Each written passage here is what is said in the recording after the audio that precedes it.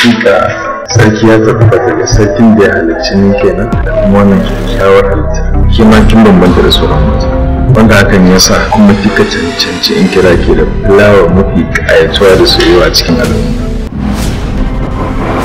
Kar ki saki ki bar namiji yana miki wulaƙanci. Kar ki saki ki bar namiji yana faɗa miki duk abin da ya ga dama.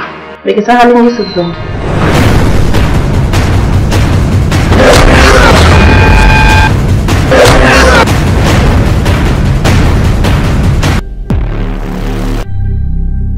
Me ke kawo shi nan gida? Kun mai wannan fa shine mutumin da nace maka zai taimake mu to yanzu ka rike shi ya kenan.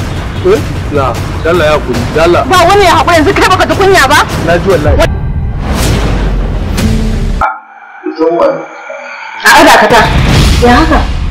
Ya ga ina kama ba ku abu ka ta shi gaba. Wannan ai rashin kawaici ne. Dan Allah aje malam. A to ya yi karama bako da yake shi a jiki a cikin gida.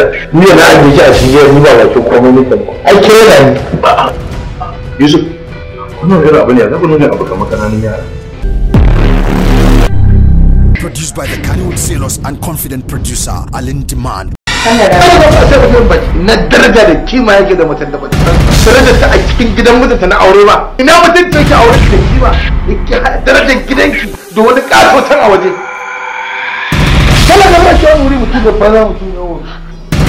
To ai ga na da bi ake a wuce. Me ake yi da namiji irin ka? To wallahi bari an gaya maka. To da ai da kake da kuma ka maka mari. Ka ga mama.